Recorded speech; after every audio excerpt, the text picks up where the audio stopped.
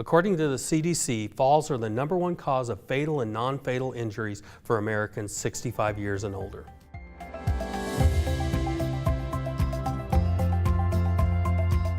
I'm joined here by Nick Johansson. Nick is a physical therapist with Salina Regional's Outpatient Physical Therapy Clinic. We're going to be talking about fall risk. What are some things that are considered fall risk for people? Some of the more common things that we'll encounter will be age. The older a person is, the more likely they are to fall. Whether they've had previous falls is a huge indicator of whether they're at a fall risk. People that use assistive devices such as walkers, canes are going to be at higher risk for falls. Medications can play a role in that, especially the more medications that people are on, or they're medications that affect their mood or sleep, that can have an impact on their risk for falls. So those are just a few examples. How about some specific diseases? Some of the more common things that we'll encounter are things like Parkinson's disease. People that have experienced a stroke and are coming in to see us are going to be at high likely or an increased risk for falls. And same thing with people that have conditions like diabetic peripheral neuropathy and changes to the feet or nervous system. How can somebody kind of do their own kind of fall risk appraisal? What's the best way to do that? A way that we have in our clinic at Salina Regional is we have an online self-assessment that takes a patient through a list of questions. That it's a yes or no question, and you just circle the answer or note it somehow.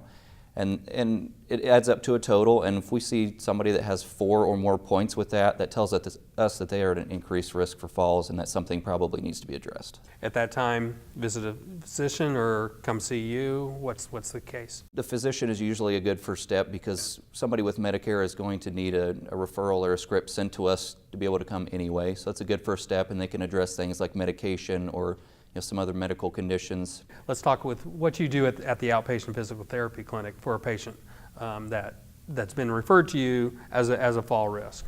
So the first step, they'll come in for an initial appointment or initial evaluation. At that time, we will assess a variety of things. We'll look at their walking abilities, we'll look at their balance, we'll look at their strength, among a variety of other things.